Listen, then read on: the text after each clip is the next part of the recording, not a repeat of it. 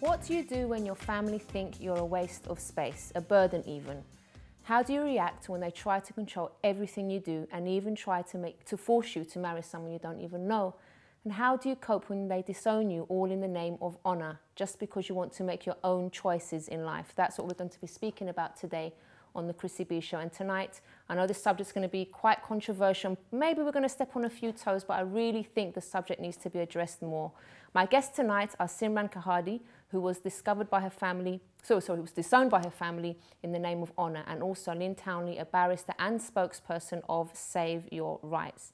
Later on in the show, we'll be helping a viewer who needs a bit of advice in the What Would Chrissy Do section, and we'll also be featuring our regular ladies at lunch. If you want to get in touch at any point during the show to share your views, you can tweet Chrissy B Show or Facebook The Chrissy B Show. You can also call 020-7686-6300 to share your views. And if you want more information about the show, visit chrissybshow.tv. So my first guest here is Simran Kahani, who was a survivor. Actually, you were disowned by your family and you've come through it, you've survived, and you're here to tell your story. Yes. Good evening. Good evening. So thanks so much for coming to share. I know you've been through quite a lot in your life, and I'm really happy that you've actually come to share it, with the viewers and to show them actually that there is light at the end of the tunnel. Yes, Yeah. there is, and it's taken me a few years, over 30 years, maybe even 34 to get where I am. However, I'm here and my life is better than I think it would have been. It took a very long time to understand that. And so, yes, I'm here. So tell us about your childhood, first of all. How was it growing up in your family? Well, as you know, I've written the book and I've spoken about my childhood. I think for me, in my family, I was the fourth youngest female child. I have a brother after me. And I was the smallest and the darkest child in the family. And I was treated like the runt of the litter, the one that wasn't so good, that didn't do so well. Just because you were shorter than... Because I was short. I'm only 4'9", and my skin colour was darker than all my siblings. And that's a big problem in... It was a problem in my family, yes, because many things were done for your marriage for the future. So many arrangements were made throughout our childhood about who we would marry. They would always look out for families through our teenage years, a partner from a family within the clan, and there wasn't a suitable match for me because it's very, very competitive. If you're only marrying from within the same clan of people, can you imagine? Yeah. It could be quite difficult. So my parents at 18 said they had found a boy for me to marry back in India. How did you feel when they said that to you? Were you like excited, or were you like, oh? Yeah, I was disappointed with my parents because my parents knew that all my other sisters, my three sisters, had married men from here, and they were saying that they couldn't find anybody. They actually said, we can't do anything for you. We can't do anything else for you. I think I felt like my parents were really rejecting me, I saw that as them saying, you're not good enough for us to find a match, and you're not good enough to do anything. So I felt their rejection, that they would... Did that affect other areas of your life as well, like feeling sort of less confident or feeling unconfident about yourself and feeling like you weren't as good as your siblings?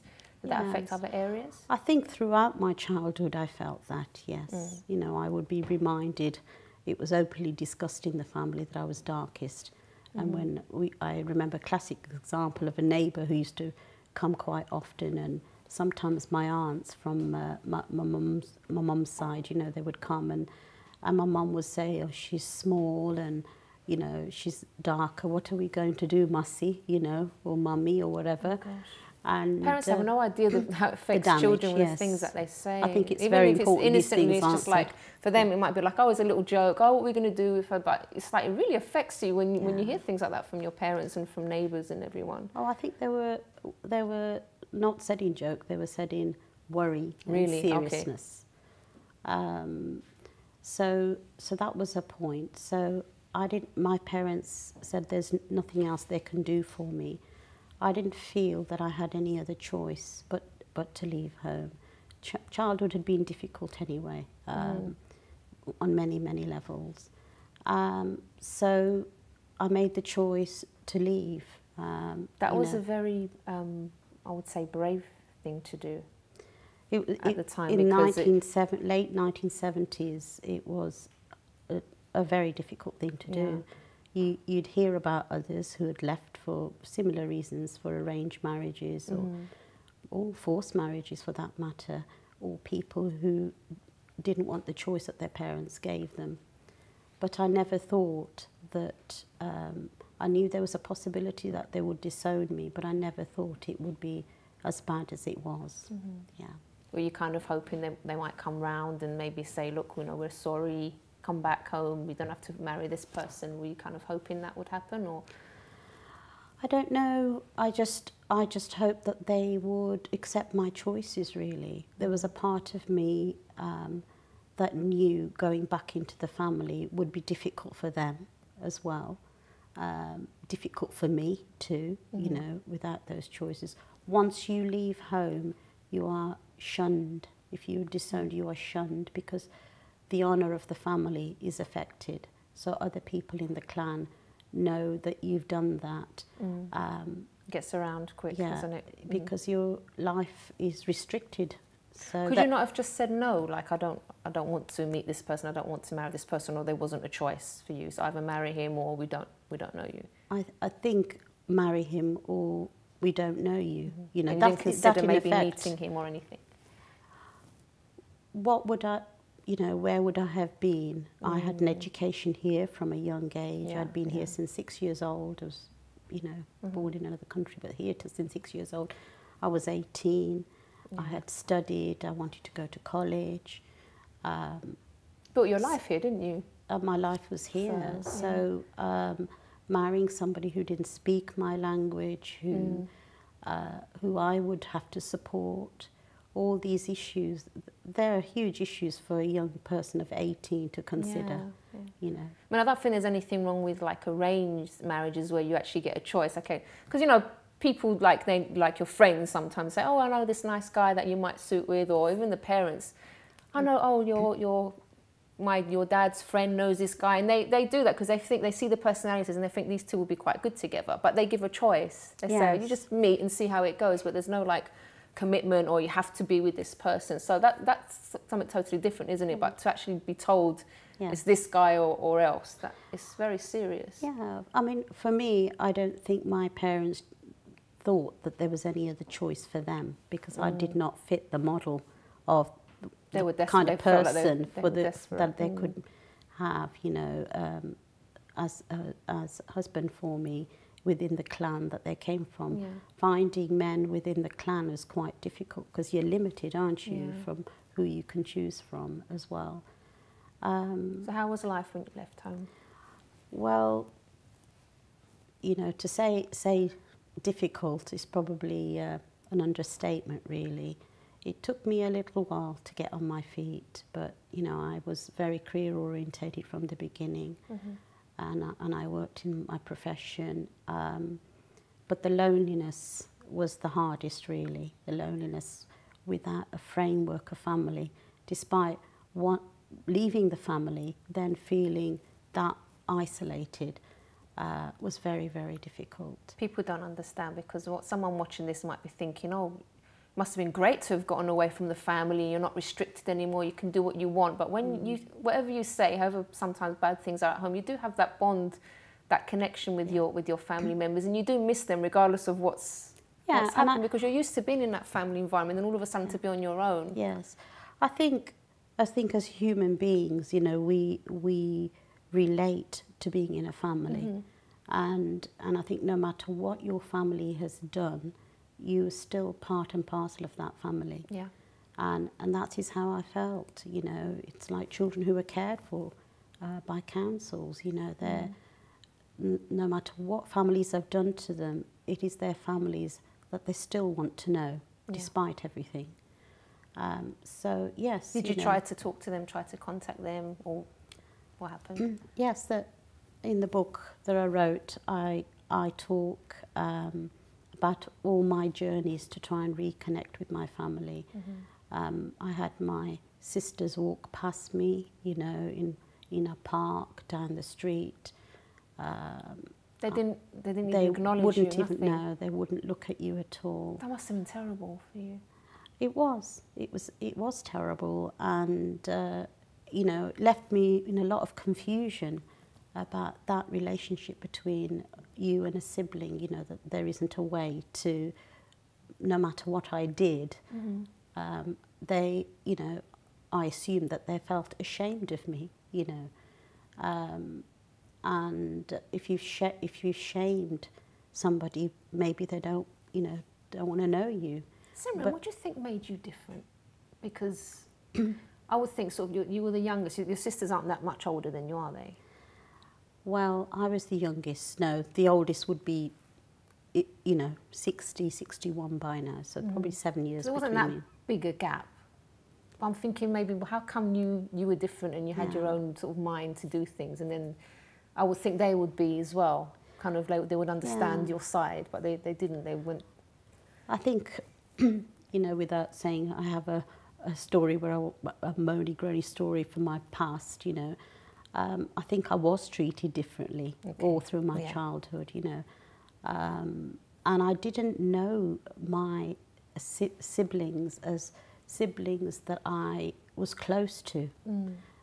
One of my siblings, my sister who was next to me, the next oldest to me, she touched on something with me throughout that, but I felt the severest rejection from her ultimately. But, you know, we say, you know, a lot of people think families should be closer, very close. Siblings are closer sometimes than even they are to their parents, but that wasn't the case. And I think that was about relationships weren't nurtured in the family. And I talk about the history of why that might have happened in the book as well. The communication was very, very difficult in the family too. Yeah. How did you deal with the isolation then from your family? I don't suppose I did deal with it for a very long time. I think I threw myself into work, into, you know, keeping myself busy, and for periods of time things would be going well, and then you would stop, and all of a sudden, you know, it was a Christmas or it was a birthday, and then it was right there in your face, you know. And those things took a very, very long time. And by the time I married and I had children, I think those early years of having children was very difficult, because that's the time where your whole frame of reference about a family come into view, you know, your grandparents, uncles, aunts, celebrations of the children's birthdays, you know, events that you might go to. None of those things were available, not in terms of my wider family. So that carried on for some time, you know, so it was very, very difficult. Now, I've got your book here, you've titled it Children of Hope. Why did you name it that? I called it Children of Hope because they are for my children who are the children of the future, who we worked very hard with after I had come through all the difficult issues for myself, and I had counselling and support, appropriate support. I was able to journey with my children too. But they're also the children of hope for those who are disowned. Because there's hope at the end of all this, you know.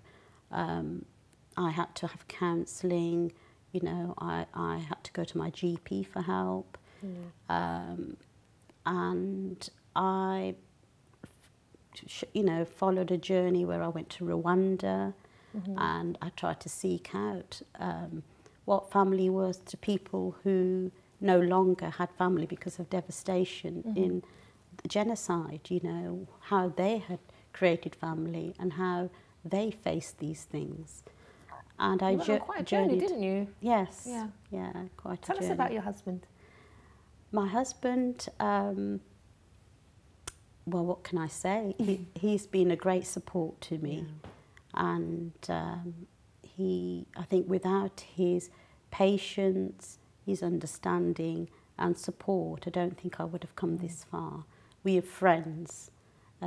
As well as... See, that's the thing, that's what it's meant to be. If you just get forced into marrying someone, you don't know who you're going to end up with. No. So that's why, that's the way I feel about my husband. We're best friends as well. Yes. We're really close and we have fun and we get on so well. Yes. And this is what people are missing out on if they are forced into things, into getting married to people, strangers. Sometimes they end up being abusive. It's horrible. And I really feel, I get angry when I hear people getting... having to be forced into these marriages and then miss it. When I know what I know and how I feel about my husband, the relationship we have, I get upset when knowing that people are going through hell, basically. Yes, yeah. And to know love, is very important, isn't it? Yeah.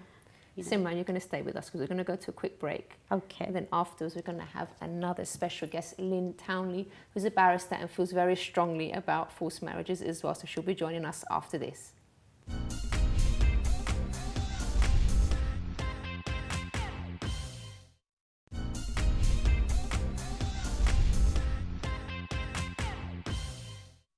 Welcome back to the Chrissy B Show. Well, you've heard Simran's heartbreaking story, but she has managed to rebuild her life and she's very happy today. However, some people don't get the chance because the family is so deep into their honour that they will even kill for it. Joining me now is Lynn Townley to tell us more. Tell us about Save Your Rights. Well, Save Your Rights, it was founded by a male survivor of a forced marriage. And he founded it with a cousin following a very unhappy event where he was taken to Bangladesh and forced to marry someone he didn't know, someone who he had just met and spent a few days with. And he had the strength, he lives in this country, had the strength and the ability to be able to speak out and founded the charity. Again, not out of publicity for his particular cause himself, but with a view to helping other young people. Yeah. And what we do against a background of falling resources for this type of work, we try and do as much as we can on very limited funding. So what we concentrate on, we want to get through to young people, particularly young men. We know they're victims, but there's an issue particularly with young men coming forward and admitting what's happened to them. So we use media, social media, Facebook and that type of thing to get the message out and to be a kind of a port of call where people can go for information, and then we would refer them on to respective agencies that can help them either legally or with things like accommodation and other sort of domestic things that they need. So it's kind of, we provide a direct engagement with young people, particularly teenagers, people in their early 20s, and we can then refer them on. Do some of them, because I can imagine some of them must feel torn because they feel like if I try to get help and I try to speak out, then it's like I'm almost stabbing my family in the back kind of thing, or like they feel guilty for doing that. It's like they feel like they're doing something wrong to their family. Do you get a lot of people feeling that way? That's absolutely the case. I mean, it's the same thing. You still love them, don't you? Regardless. Absolutely, and that's why it's so difficult in this area to deal with it, because as was said by Simran earlier, no matter what happens, and there are parallels here with child abuse, with victims of any kind of abuse, people protect the abuser as well, and there's the family love which continues, and the difficulty is that most of the victims would want to reconcile with their family, even if the family don't want to reconcile with them. And that is the difficulty that we have in trying to do outreach work with them. And it's a difficulty with a lot of people who are rescued out of the situation. If they're not given proper pastoral care and follow-up and support, which is challenging because we don't have the resources for it, even in a country like the UK, is that they end up returning into the bosom of their family, and those are the abusers. And it's the same with people who've been repatriated into the United Kingdom after they've been forced into a marriage abroad. there are repeat repatriations that have to occur because people have actually willingly gone back, knowing what they're going back to. I think the guilt that people feel is immense. You know, as you know, I felt that I couldn't go outside of my family to share anything with anyone outside, and I would talk to my teacher at school, who I became very close to. It was so important for me, and I think she gave me strength as well to say what was right and what was wrong. She never said anything against my family, but she helped me to see what was right and wrong. But you do feel a huge amount of guilt. You know, children shouldn't feel that they have to keep things just within their family, and if things are wrong in the family, that they can't go outside of the family. They're torn. It's like they're torn between two different worlds, isn't it? It's really it's difficult. And that's the difficulty with the legal remedies that we have. At the moment, you can seek a civil injunction where the proceedings are in private, but the government have just recently announced that they do plan to criminalise forced marriage. Great. Which, whilst... It's great on one side, but then again, it's all that emotional... Absolutely. I mean, whilst no one would say, you know, as a matter of principle, that that is wrong, the difficulty is the situation is so complex and entwined, and victims, you know, over the years have always said and put on record that the last thing they want to do is criminalise and stigmatise the family. Exactly.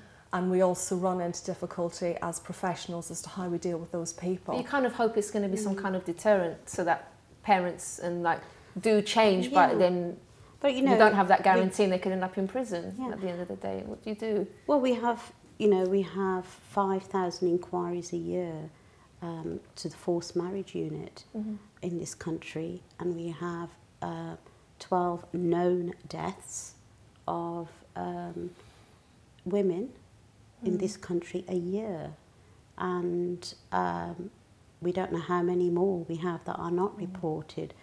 So my view is... Sometimes they say it's suicide, don't they? And things like that. It's I mean, disguised. the suicide rate for Asian women alone is higher than their counterparts in this country. So it's very high compared to the counterparts in this country, three times higher. And so, you know, I believe that it's important to advocate for the Forced Marriage Act, to have a Forced Marriage Act, but I also do understand that it puts victims in a difficult situation. But, you know, the final line is that we do have to have that law, because one death is enough. You know, in my view, one death is enough, not 12 a year. Which is why I think it should be there. That I understand what Lynn is saying about, you know, victims not coming forward, but we still have to apply the law for these very serious cases. Are forced marriages on the rise, if you know? Well, there's certainly more people year in, year out go in for help from the forced marriage unit, which is really one of the only sets of statistics that we have. But what we do know is that it's very underreported. And it's particularly underreported with young men, because it's not so much in the male psyche to seek help. So I think on the one hand it may be seen as a positive thing that people are now feeling more comfortable, as it were, or knowing that they actually can seek some kind of professional help from the government. So it might actually be a good thing that we're getting more reports of it. But I certainly think within certain communities, certainly if we draw an analogy with honour violence, when studies have been done on that, the average age of a perpetrator is 25, which is really rather depressing. But at the same time, it means that doesn't change that much. It's not dying out, and it you know, the chances are that it may well increase, certainly not decrease, and it's something that's occurring amongst young people and people who've been born in the UK. It's amazing, gosh. Oh, let's go to an email as well from Amelia, and just hear from our viewers as well. Yeah, we just received a comment from one of our viewers, and she says, I'm a survivor of a forced marriage and honour-based abuse. My ex-husband were very abusive in our relationship. 2 of my daughters, aged 16 and 14, left the family because of their father. He disowned them and has never spoken to them again. What hurts even more was when my parents supported his actions and said that I wasn't doing my duty as a wife. I knew I was going to lose my 3rd daughter if I didn't leave him. as he started to abusing her as well. As I changed my life around, by taking the courage to run away with my third daughter and rebuild my life again. It has not been easy, but I'm now free of his torment and I have a close relationship with all my children. Say well done to her, because, you know, it takes a huge amount of courage, doesn't it? To get Especially there. with children as well, because obviously just, Yeah, she's a single mum, absolutely. probably not getting any support from... Yeah, and you know, often the community is against you as well. So it's not just your family as such, as in your close blood relatives, it's extended, particularly in Asian culture, a vast extended family, plus community. That's the difficulty, and that's what makes this a different kind of issue than the normal domestic violence. I mean, you have, I would say, a new family. That's the way I will see it, because you have your husband, you have two children. 2 grown-up children, yes. So I see that as your family now. Because to be honest, like, what can we do? If in my case as well, I was disowned, but at least my dad's speaking to me now, but he hasn't met my husband, as I was telling you earlier. But when I knew I had to make a choice between my boyfriend at the time and my dad, and I prolonged telling my father, you know, for a long time. I wanted to tell him, I didn't want to do anything behind his back, but I knew that as soon as I did, I'd lose him. But at the end of the day, I thought, you know what, I'm not doing anything wrong.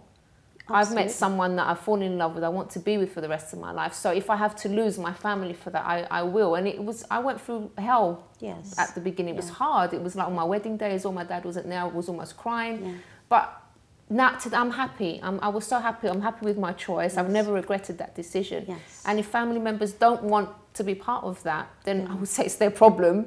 It's still hard, but at the end of the day, you have to create your new family. You do, but I think a lot of... Some cultures are very, very close proximity in terms of family, marriages. Everything revolves around them. And those cultures are strongly rooted cultures. And I think the thing that we've been talking about, the guilt that people feel, you know, it's because they were raised that that's the only way. We shouldn't feel that guilt, because we've not done anything wrong. No. That's what I'm saying. I think that has to be something that we, like, people need to change their way of thinking. And not, you haven't done anything wrong. There's nothing that you've done. You just want to make your own choice, and you just want to be happy.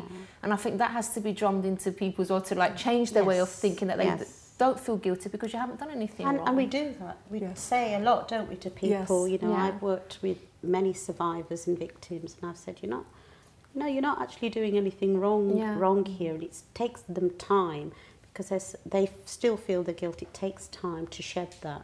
But and emotional blackmail as well, you were saying, that operates very much as part of this whole issue, that emotional blackmail is employed by parents, family, wider community. You know, the whole issue about if you go down this road, it's going to kill your mother. You know, that reminds me of something I read too in your prologue, because you were actually blamed for your father's death by your family. At the funeral. And that had a huge impact on me. Because so you went to the funeral? I went to the funeral. I was told I'd been disowned by that time 9 years.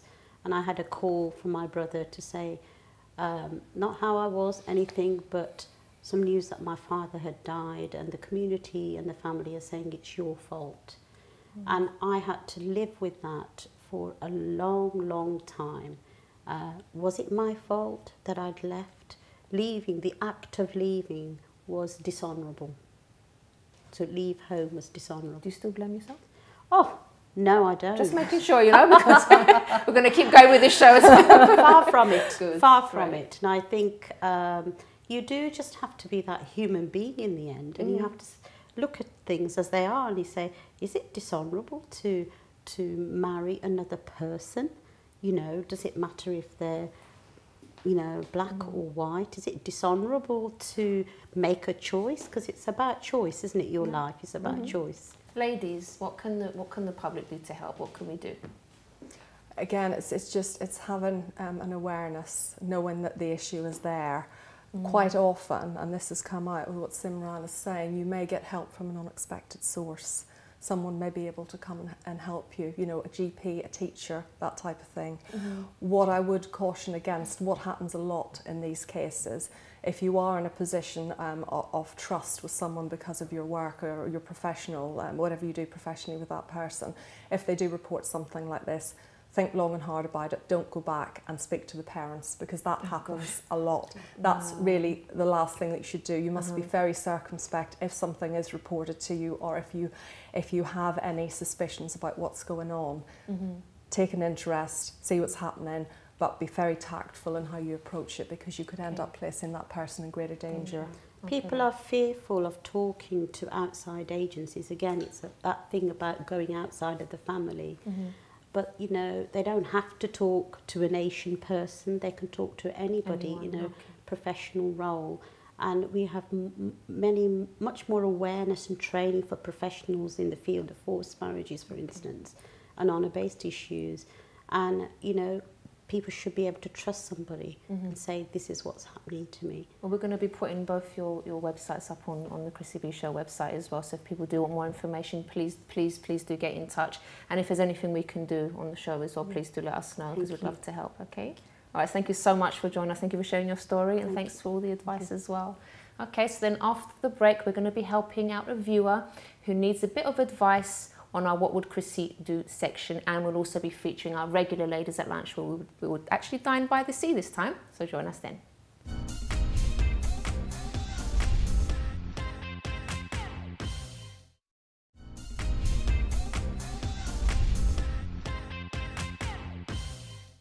Welcome back to tonight's show. By the way, if you'd like to know what I get up to on a daily basis and see some behind the scenes materials, follow me on Twitter at Chrissy B Show and Facebook on The Chrissy B Show. Now back to tonight's topic. Do you know why I think people sometimes get into these situations of doing bad things in the name of honour? It's because they don't think. Why would you do something, for example, that harms someone else, or that breaks your family up, or causes harm to anyone? Sometimes people are so much into their culture, so much into what their family have done. They don't think for themselves, and that's why a lot of these things happen in families. That's why families break up. That's why so many things go wrong. So some people are blinded and dumbed down by tradition. If something causes harm or destroys family, just don't do it. Why would you keep following it? So if a tradition or culture or even a religion is teaching me that I need to cause harm to someone or for me not to be happy, then I'm going to disown that religion or that culture or anything. So that's the way I see things. I don't know if you agree with me. But if you have any comments about this, I'd love to hear from you. Chris at chrissybshow.tv. So don't do what's expected, do what's right. Now, on a lighter note, let's go to our video of Ladies at Lunch in Brighton.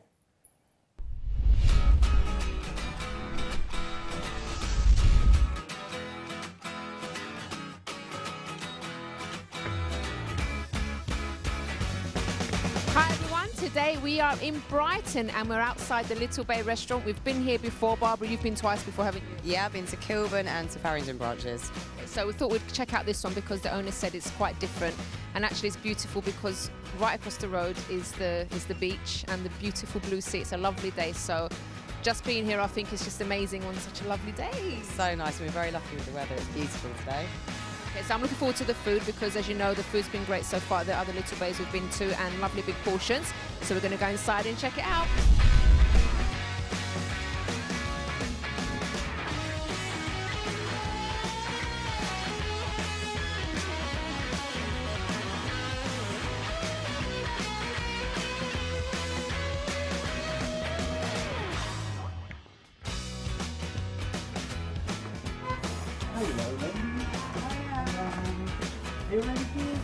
I just came a year ago to open this place for Mr. P.P. Lick, and my name is Vladimir Radevich.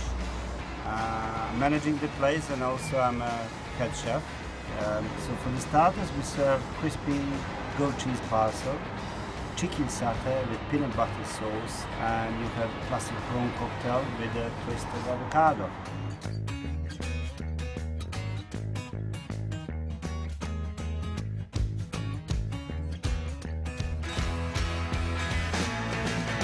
so we've just tried 3 lovely starters. As you saw, the goat's cheese parcel, the prawn and avocado cocktail, and the chicken satay. And I have to say, I don't normally like chicken satay, I find it a bit sickly, but this one was like, the chicken was char grilled and the sauce was freshly made, so it was really, really nice. It wasn't sickening at all. Very fresh and lovely. So that was our starter. We really enjoyed them, and now we're waiting for our mains, which are on their way now.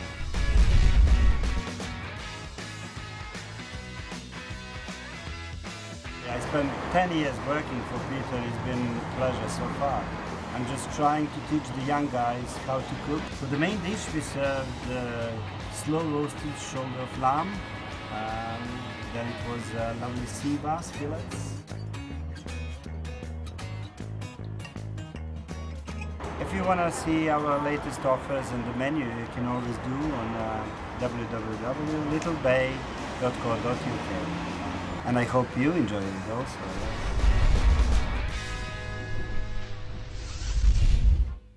I certainly loved it there, right by the beach. It was lovely. Well, now we're going to actually be featuring What Would Chrissy Do section. And one of our viewers told us about some difficulties that she's going through. And she's asking me what I would do in her situation. So let's take a look.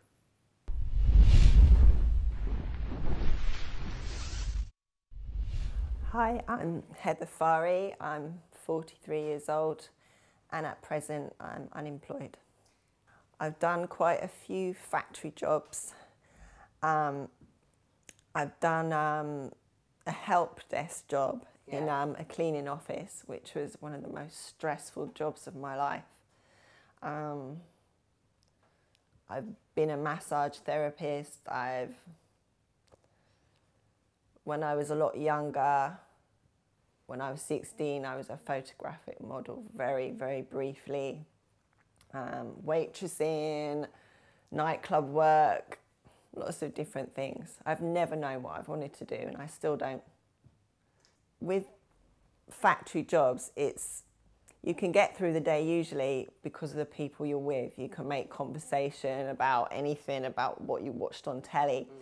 But this particular factory, it was, I'd say 95% of people were from India and the other 5 were from Sri Lanka. And the communication, we just couldn't communicate with each other. This factory had been going like 30 years and they'd only really employed Indians and Sri Lankans.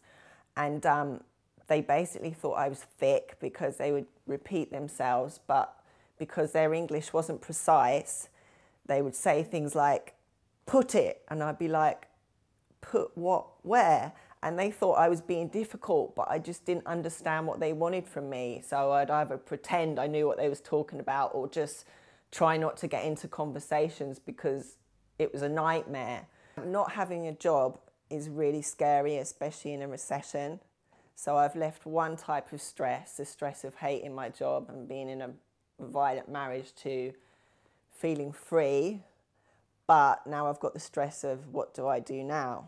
Well, to be honest, I don't want to get stuck in a job like I was before, because for your health, I dreaded going in there. I watched every minute, and because it was 6 days a week, my only day off was Sunday, and I really don't want to get into something like that again.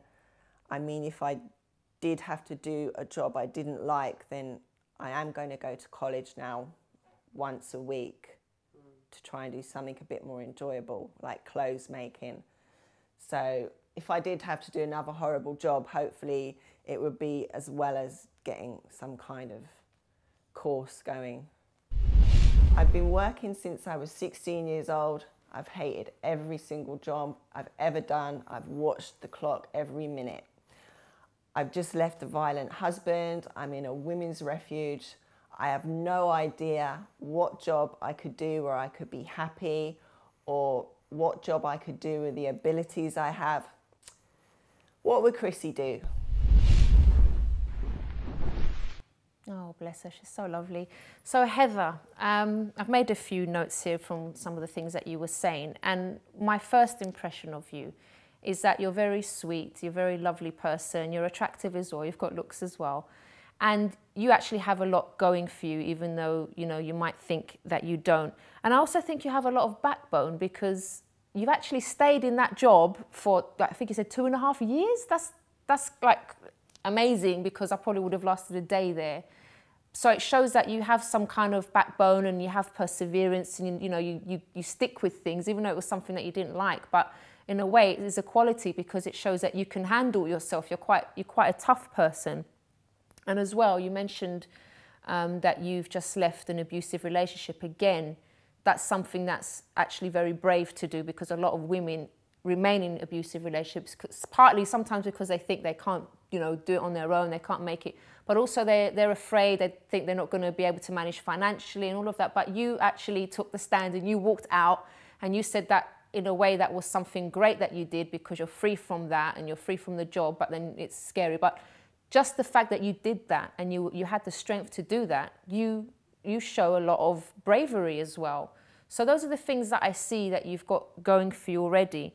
Now, the problem that I see with you at the moment is that you don't have a goal. And when a person doesn't have goals in life, they're quite sad. They're not happy with themselves. They don't wake up looking forward to something. Now, you mentioned loads of jobs that you've done there. You've mentioned modeling and factory work, and I can't remember, the massage therapist. So there's so many things that are mentioned there. And I think it could be, and let's speak to the viewers as well here, sometimes if you're not really sure about what you actually like, it's probably because you like lots of different things. And that was the problem that I had. I was a person that I didn't know what to choose at college, as subjects, at uni. I wasn't sure, because I like so many different things. But then that's not a bad thing. I think that, but it does make you feel a bit unconfident, thinking, oh, why don't I like this thing? Why aren't I really good at this subject? Because you're probably good at lots of little things, lots of different things. So it's not necessarily a bad thing. And what I think you need to do, or in Heather's case, what I think Heather needs to do, is actually try out a few different things. So Heather, you mentioned that you're going to college once a week, which is great. That is the start. So I think you're on the right track there already. And you also mentioned something quite quickly, but I picked up on it, and I think that's maybe where you should try and concentrate your efforts. You said that you want to do something fun like clothes making. So you've obviously got a bit of an interest in that, so why not go ahead and explore that? Even if it's on a voluntary basis, you can go and work somewhere and do something with clothes making or design or fashion. You can just try something for a little while and see how it is, and you really need to find something that you enjoy. And maybe, like I said, it's not just going to be one thing, it could be several different things. So find what you like. If you have to get careers advice, go ahead and do that. And then as you start doing things, as you start pursuing something, you're going to feel much better about yourself. And I know this is for all the viewers that you say, it's really, really scary. As Heather said, it's really scary to be in a recession and not have a job. But you really do need to find something that you enjoy doing, because then it's going to make it worth waking up every day in the morning. Because if it's a job you hate, as Heather was saying, if it's something that you really dislike, then you're not going to have any motivation to wake up in the morning. You're going to feel really sad, really depressed even, and things aren't going to go well, and you're wasting time. So please, please do find something that you enjoy. If you have to do different courses just to see where your interest is, do that as well. Well, I hope that's helped. I'm just seeing if there's anything else here that I've put down for Heather. I think I've mentioned everything, but as I said, Heather, you've got a lot going for you, my darling, and keep going. You've come this far. You just have to find that thing that you really enjoy doing and then go for it. I'm sure you're going to be fine. And actually, I think we're going to get back to Heather one day soon and hear more from her. Well, if you want to be featured on the Chrissy B Show and would like to know what I would do in a situation like yours, do get in touch by emailing me on chris@chrissybshow.tv, because we can do a little filming here, and also we'll be able to give you some advice and a point in the right direction, hopefully. Well, on Wednesday, we'll be talking about what it's like to move country in search of greener pastures, and whether the experience is a positive one or a negative one. So join us then on Wednesday's show. And if you do want more information about this show, you can visit the website chrissybshow.tv. And if you've missed out on any shows, everything is up on our website, all the previous shows, and also on our YouTube page as well. So let's leave you with this funny video, and we'll see you again on Wednesday. Bye-bye for now. Hello and welcome to this TV. Today we are going to do a prank on our teacher, and this is Daniel. Hello.